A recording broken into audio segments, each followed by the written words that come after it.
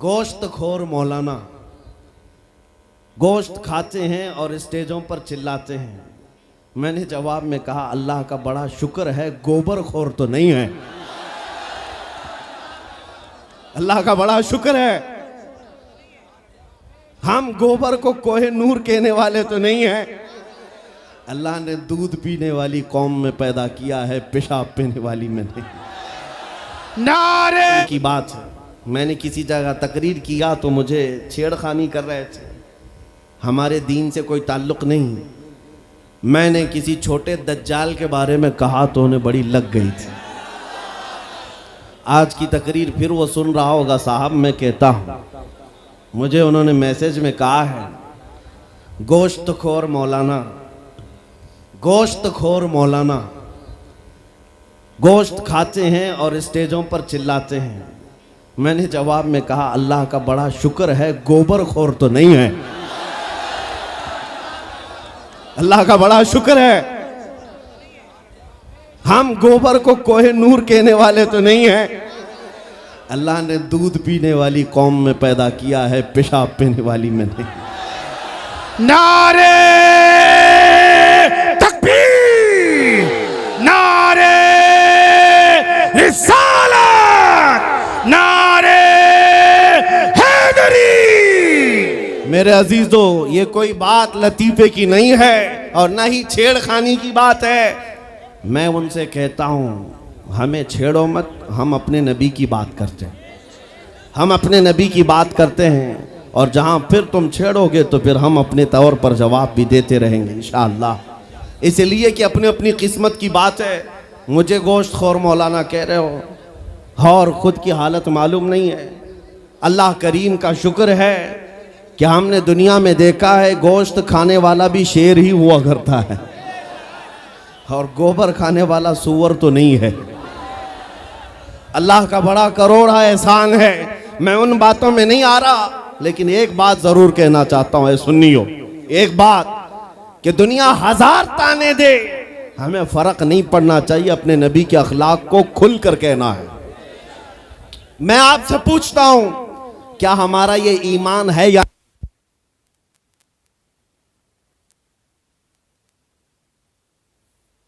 हमारा ये ईमान है या नहीं कि मेरा खुदा सच्चा है, बेशक हमारा नबी सच्चा है, हमारा दीन सच्चा है, कुरान सच्चा है। जब तुम्हारा यकीन है कि मेरा खुदा सच्चा, मेरा दीन सच्चा, मेरा कुरान सच्चा, मेरा नबी सच्चा, तो फिर मेरे अजीजों सर झुकाकर नहीं सर उठाकर जियो। बेशक सुभान अल्लाह। और तुम्हें हुजूर अकरम सल्लल्लाहु ताला अलैहि वसल्लम के अखलाक पर कभी शर्म नहीं आनी चाहिए। कोई टोपी पर, कोई दाढ़ी पर ताने मारता है तो उसको नजरअंदाज करो, इसलिए कि मरने के बाद इस कीड़े को मुंह नहीं दिखाना है, आमिना के लाल को मुंह दिखाना सुभान है। अल्लाह। ताना देता है तो देकर मर जाएगा। हमें फर्क नहीं पड़ता, हमारे लिबास से जलते हो तो और जलो, मरो, इसलिए कि जिसकी किस्मत में यहाँ भी जलना वहाँ भी जलना। और अल्हम्दुलिल्लाह सुन्नियों की किस्मत में यहाँ भी खुशियाँ हैं, वहाँ भी खुशियाँ। हम यहाँ पर हुजूर पाक का जिक्र कर रहे हैं और खुशहाल हैं, अल्हम्दुलिल्लाह खुशहाल हैं, इसलिए कि मुझे पता है हमारी हैसियत क्या है। खुशहाल हैं, आप भी हैं, हम हैं। ये छोटी मोटी शिकायतें तो सब करते हैं आप कि बीमारी है, घर में खाना पानी नहीं है, धंधा नहीं चल रहा है, बिजनेस नहीं चल रहा है, सब लॉस में है, जॉब नहीं है, सब शिकायतें तुम्हारी है, हमें पता है।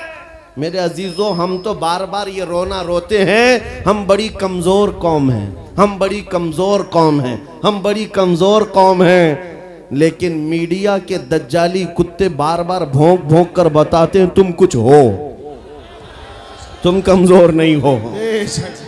24 घंटे हम पर डिबेट होता है कि नहीं होता है? कुल मिलाकर हम पर ही डिबेट। अरे मियाँ, यहाँ तो इलेक्शन भी कैंपेनिंग के लिए हम हैं।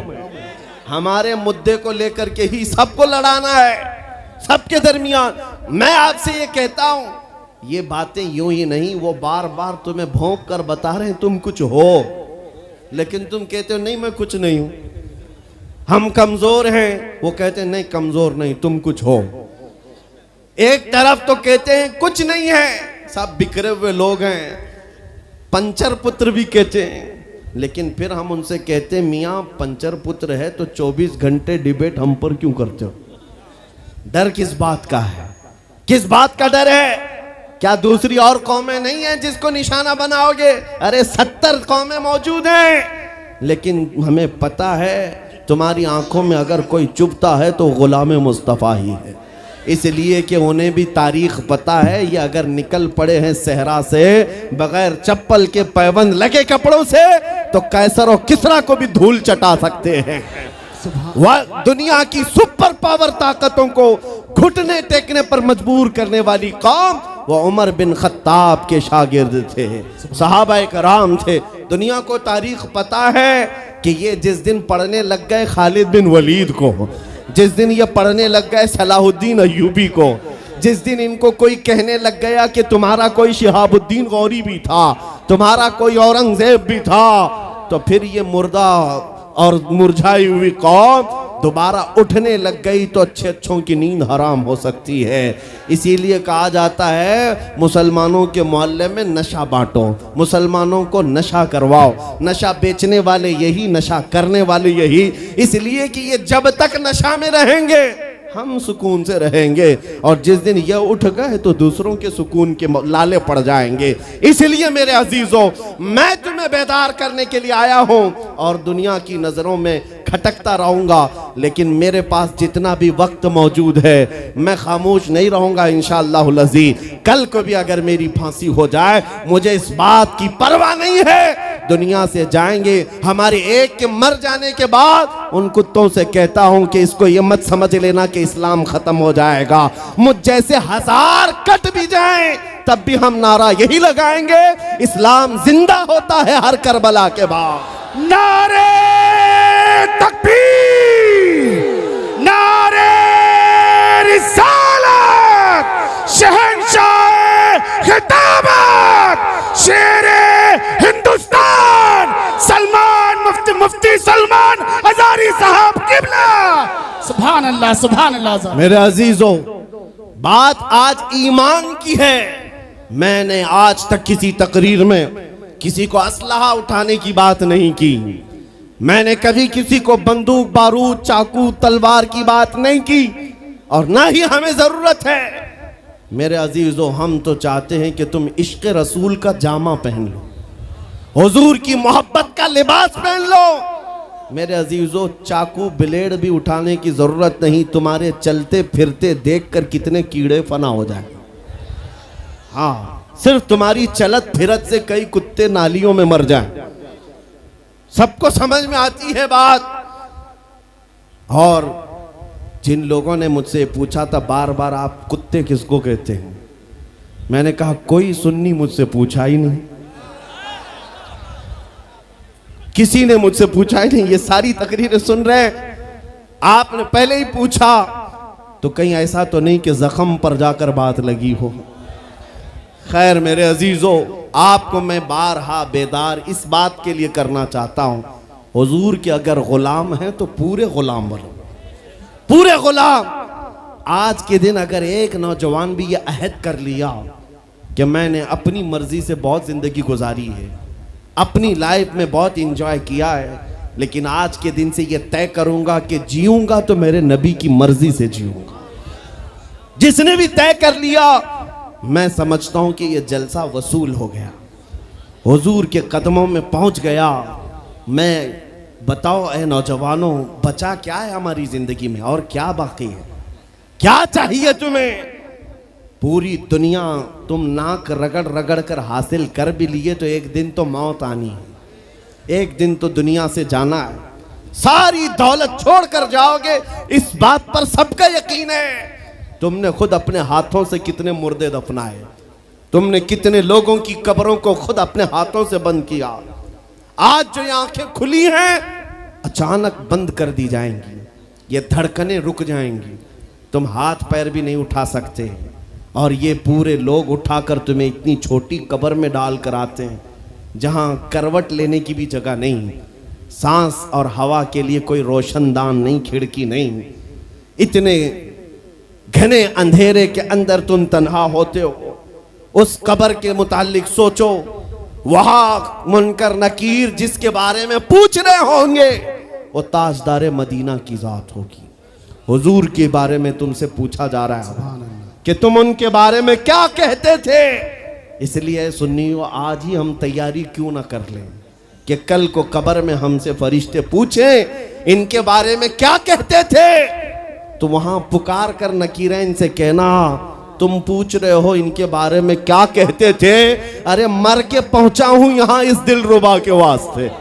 सुभान अल्लाह, सुभान अल्लाह। मर के पहुंचा हूं यहां इस दिलरुबा के वास्ते। है शबे गौर भी उसी गुल से मुलाकात की रात। अजीजा ने गिरामी वकार, आज ले उनकी पनाह, आज मदद मांग उनसे। कल न मानेंगे कयामत में अगर मान गया। सिर्फ मैं तुम्हारे उन अखलाक की बात कर रहा हूं, बड़े दर्द दिल से कह रहा हूं। आ जाओ वापस उस नुक्ते पर जहां मेरे नबी ने हमें छोड़ा था। आ जाओ उस रास्ते पर जिस पर चलने वालों पर अल्लाह ने इनाम नाजिल किया है। आपको पता है वो सहाबा इकराम, ताबईन और औलिया कामिलीन का रास्ता था कि जिनके बारे में इकबाल ने कहा, दी अजाने कभी यूरोप के कलीसाओं में तो कभी अफ्रीका के तपते हुए सहराओं में। दश्त तो दश्त है दरिया भी न छोड़े हमने, बहरे जुल्मात में दौड़ा दिए घोड़े हमने।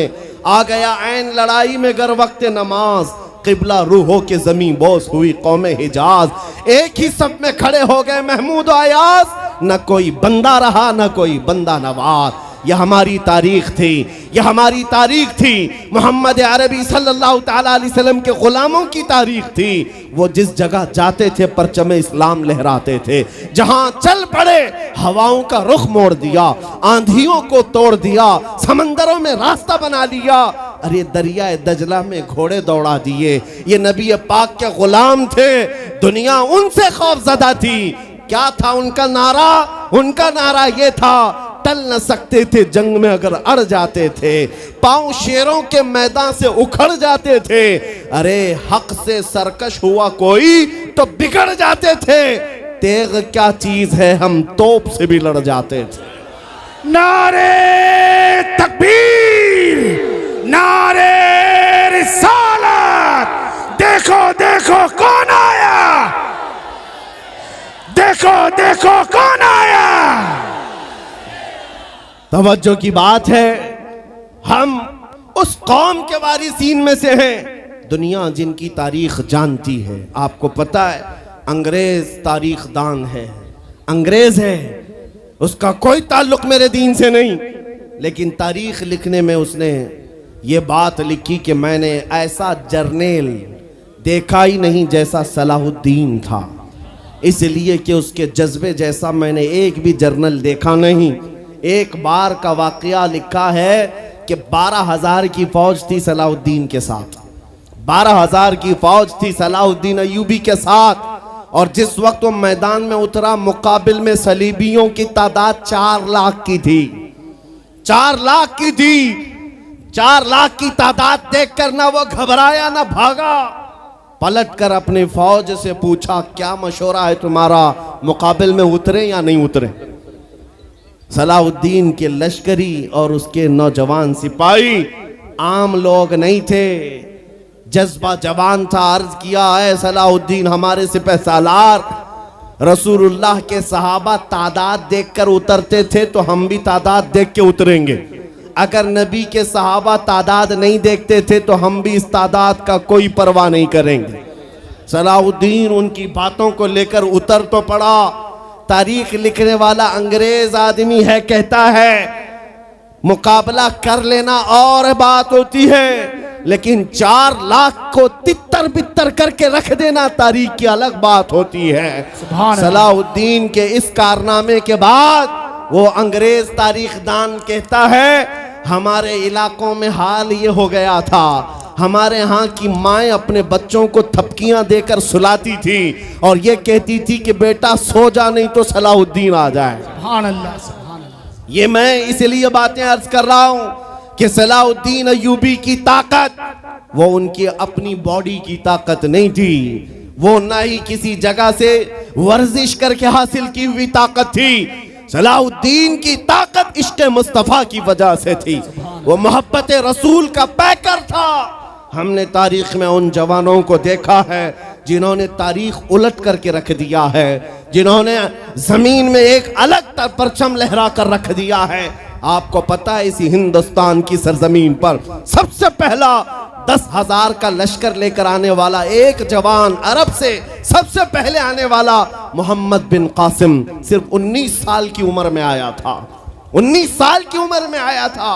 किस लिए आया था? माल लूटने नहीं आया था, यहां जगह कब्जा करने नहीं आया था। जैसे आज तारीख तोड़ मरोड़ करके बताई जा रही है, जितने बादशाह आए सब आक्रमण किए, सारे लोग यहाँ लूटपाट करने आए थे। ये तारीख तोड़ मरोड़ कर बयान की जाती है। मेरे अजीजों, इस पर फिर कभी गुफ्तगू करेंगे। लेकिन मोहम्मद बिन कासिम क्यों आया था? इलाहाबाद के एक पंडित है, उन्होंने खुद लिखा है, मैं अपनी बात नहीं पंडित जी की बात कह रहा हूँ।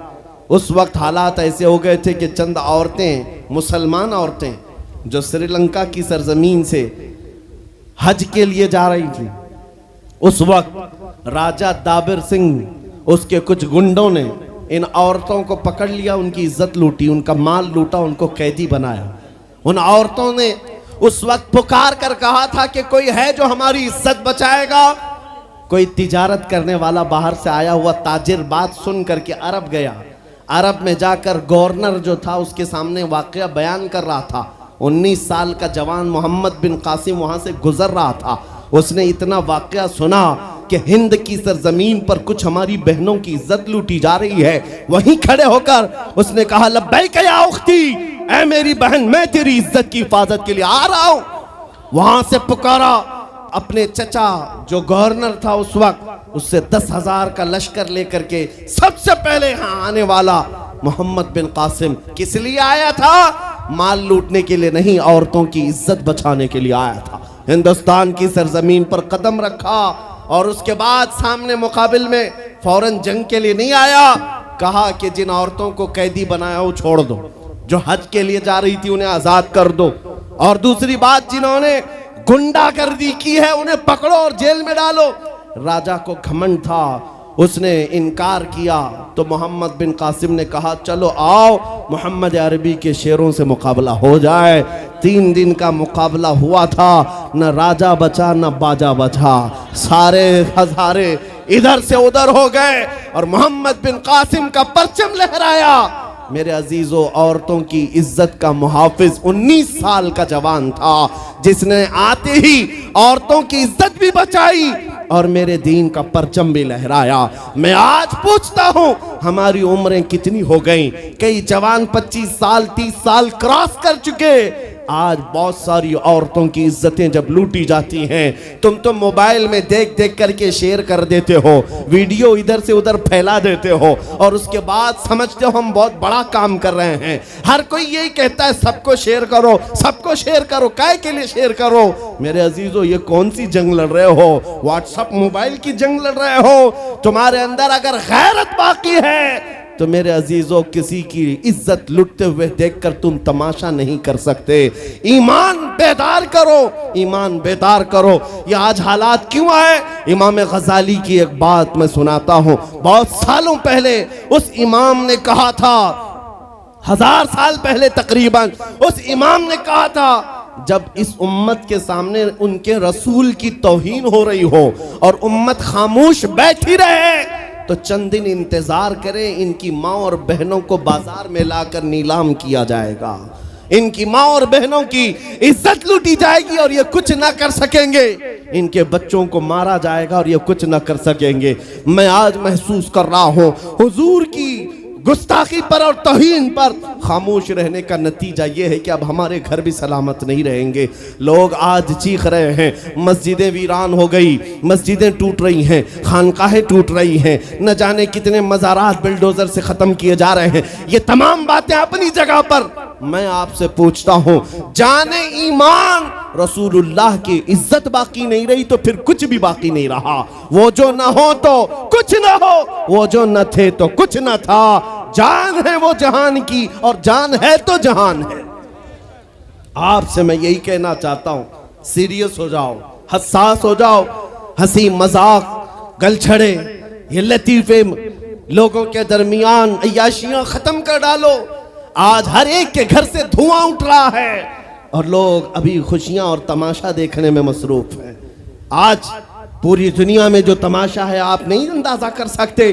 फिलिस्तीन के बच्चों के साथ खून की होली खेली जाती है। हमने इराक में देखा है चंद साल पहले जहां मैदान में खेला करते थे लोग, आज वो मैदान कब्रों से भर चुका है, कब्रों से भर चुका है। इतनी मौतें होती हैं कि जनाजा उठाने के लिए लोग नहीं होते, जनाजा उठाने के लिए लोग नहीं होते। ये तमाम हालात क्यों पैदा हुए? मुल्क के शाम के हालात इतने सख्त तरीन हो गए हैं कि तकरीबन 50 लाख के करीब बेघर हो चुके लोग, जिनका घर नहीं, सब टूट चुका। ये हालात देखकर मैं आपसे कहता हूं बेदार हो जाओ और अमल की तरफ आ जाओ। क्या अब भी तुम्हें अजानें नहीं उठाती? नमाजों के लिए दौड़ते नहीं? अल्लाह का कहर जब आता है, पकड़ आती है, तो फिर कोई तुम्हें नहीं बचा सकता, कोई नहीं बचा सकता। मैं वार्निंग भी दे रहा हूं और आपको बता भी रहा हूं कि नबी करीम सल्लल्लाहु तआला अलैहि वसल्लम का दरवाजा अभी खुला हुआ है, खुला हुआ है। और वो ऐसा नबी है, ऐसा नबी है जिसके दरबार से वाबस्ता होने में कभी आपको शर्म नहीं आएगी इंशाअल्लाह, और कभी आप अपने आप को बेआबरू नहीं समझेंगे, कभी नहीं। मैं अपनी प्रैक्टिकल लाइफ बता रहा हूँ। हुजूर की मोहब्बत में, वो वफा में जो मज़े हैं वो दुनिया में कहीं नहीं, कहीं नहीं है। जब बेचैन दिल होता है तब भी हम, मेरे अजीजों, गाने सुनकर के अपनी बेचैनी दूर नहीं करते। हम पिकनिक पॉइंट पे जाकर अपनी बेचैनी दूर नहीं करते। जब ज्यादा बेकरारी हो तो यही कहते हैं उनके निसार कोई कैसे ही रंज में हो। जब याद आ गए हैं सब गम भुला दिए हैं, उनकी महक ने दिल के गुंचे खिला दिए हैं, जिस राह चल दिए हैं कूचे बसा दिए हैं। हुजूर को याद कर लेते हैं, बेचैनी दूर होती है, बेकरारी दूर होती है। आपको मैं ये बात कहना चाहता हूँ, हुजूर की वफा में जो इज्जत है वो कहीं नहीं है, हुजूर की गुलामी में जो इज्जत है वो कहीं नहीं।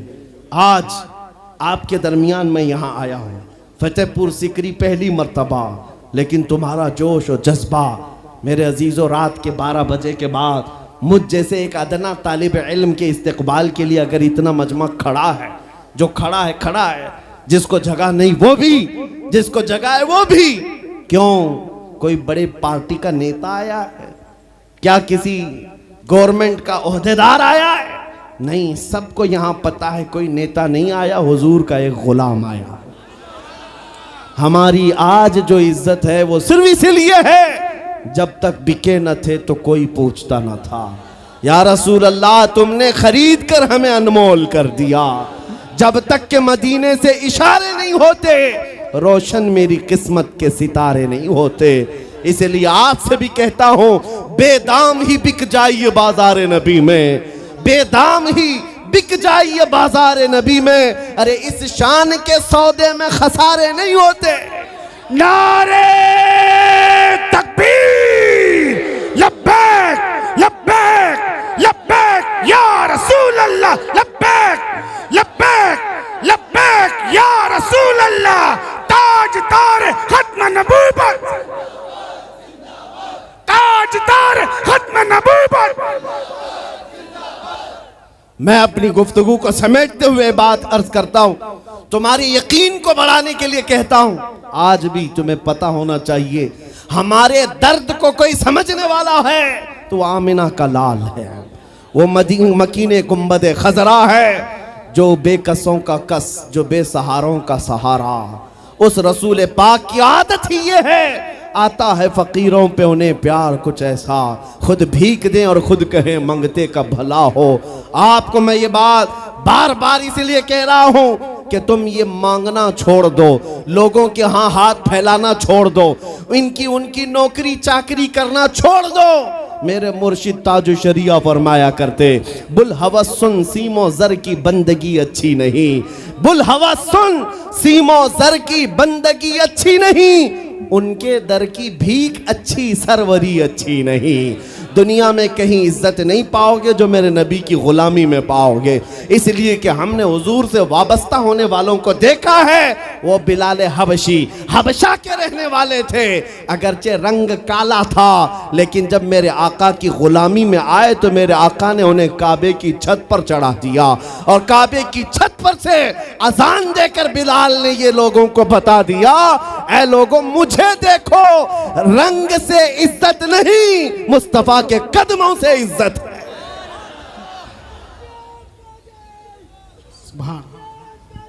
अजीजा ने ग्राम वक़ार, तवज्जो चाहता हूं, हुजूर की गुलामी में जो इज्जत है वो हमने देखी है। जो लोग सहाबाए कराम, जो सहाबाए कराम, सैयदना अमीरुल मोमिनीन उमर इब्न खत्ताब, जिनका हाल ये था 36 लाख स्क्वायर किलोमीटर पर तन्हा हुकूमत करते थे। उस वक्त मिस्र भी, शाम भी, यमन भी, इराक भी, फिलिस्तीन भी, अरब, ये 6 कंट्री पूरे मिलाकर तन्हा हजरत उमर की निगरानी में थे। और ऐसी निगरानी नहीं कि यहाँ बैठ करके बड़ी बड़ी मीटिंगें कर रहे हों और गरीब खस्ता हाल सो रहे हों। उस खलीफा इस्लाम का हाल ये था, वो मदीने में बैठकर खिलाफत कर रहा था और बड़ी दूर एक औरत अपनी बेटी से कह रही है कि आज थोड़ा दूध में पानी मिला ले। बेटी कहती नहीं, खलीफा उमर बिन खत्ताब की खिलाफत है, उमर इब्न खत्ताब की खिलाफत है। घरों में तक उमर इब्न खत्ताब की निगरानी थी। ये कौन? उमर इब्न खत्ताब रज़ियल्लाहु ताला अन्हु, जिन्होंने लोगों का खून चूस करके हुकूमत की कुर्सी नहीं बिठाई। और दूसरी बात ये भी कि वो उमर सादा जिंदगी गुजारने वाले, उनकी सिक्योरिटी भी ऐसी नहीं थी कि रोल्स रॉयस लगी हुई हो, काली गाड़ियां आगे पीछे घूमती हों। मेरे अजीजों, उस उमर इब्न खत्ताब की बात कर रहा हूं। जब बैतुल मुक़द्दस फतह हो गया तो वहां से हजरत अबू उबैदा बिन जर्राह ने खत लिख करके भेजा कि लोगों की ख्वाहिश है उमर इब्न खत्ताब आप तशरीफ लाएं, बैतुल मुक़द्दस की चाबी आपके हाथ में दी जाएगी, आप तशरीफ लाएं। तो उमर इब्न खत्ताब रज़ियल्लाहु ताला अन्हु मदीने से चल पड़े अपना एक गुलाम लेकर के। लेकिन गुलाम और खुद होने के बाद एक ही घोड़ा था। तय ये कर लिया गुलाम के साथ कि 1 मील मैं बैठूंगा तू चलेगा और दूसरे मील तू बैठेगा मैं चलूंगा। ये शान उमर इब्न खत्ताब रज़ियल्लाहु ताला अन्हु की। मैं क्यों कह रहा हूं अभी बताता हूं। और इस तरह से सफर कटता रहा। 1 मील खुद बैठते, 1 मील गुलाम बैठता था, क्योंकि उनके अदल के सामने किसी की नहीं चलती। फिर जब इत्तेफाक ऐसा है बैतुल मुक़द्दस करीब आया, लोग सब देखने के लिए बाहर आए, लेकिन घोड़े पर बैठने की बारी गुलाम की थी और आपकी चलने की थी। बारी बारी है, गुलाम बैठा हुआ आ रहा है और खलीफा वक्त रस्सी पकड़ा हुआ आ रहा है। लोग दौड़े दौड़े आए, फिलिस्तीन के अमीरुल मोमिनीन कहकर नारा लगा रहे थे। तो जो मौजूद सहाबा थे उन्होंने बताया ये घोड़े पर बैठा हुआ अमीरुल मोमिनीन नहीं है, ये घोड़े की रस्सी पकड़कर जो आ रहा है वो अमीरुल मोमिनीन है। ईसाइयों ने पहली मर्तबा देख करके पूछा था, ए मुसलमानों क्या तुम्हारा बादशाह ऐसा भी होता है? उस वक्त सहाबा ने कहा पहली बात तो हमारे यहाँ बादशाह होता ही नहीं, बादशाह नहीं होता। और उनकी ये जिंदगी मैं इसलिए बता रहा हूं।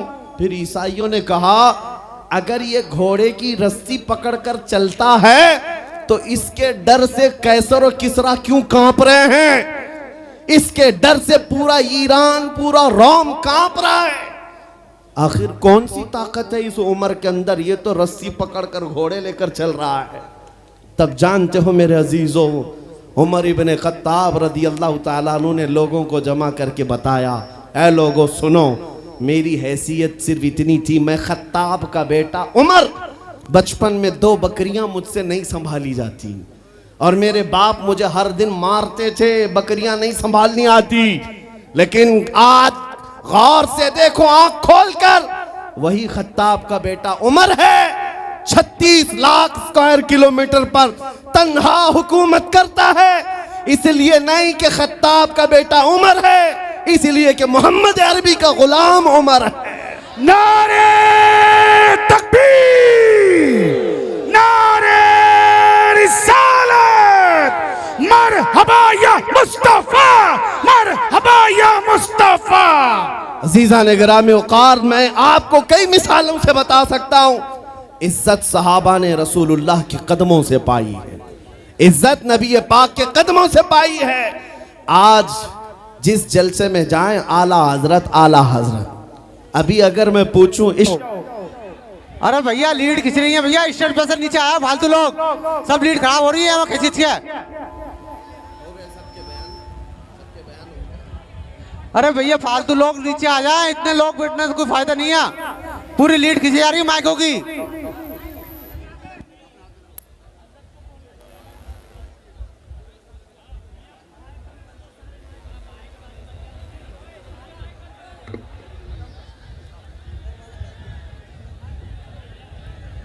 मिंबर नूर पर जलवाबार उलमाए ज़वील एहतराम, मशाइख सादात, हाज़रीन अहले सुन्नत व जमात, अस्सलामु अलैकुम व रहमतुल्लाहि व बरकातुहू।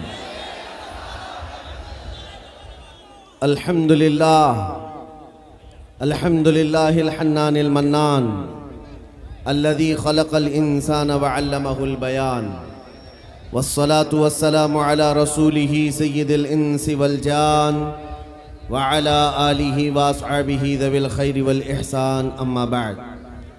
फ़अऊज़ु बिल्लाहि मिनश शैतानिर रजीम, बिस्मिल्लाहिर रहमानिर रहीम। क़ुल बिफ़ज़लिल्लाहि व बिरहमतिही फ़बिज़ालिका फ़ल्यफ़रहू।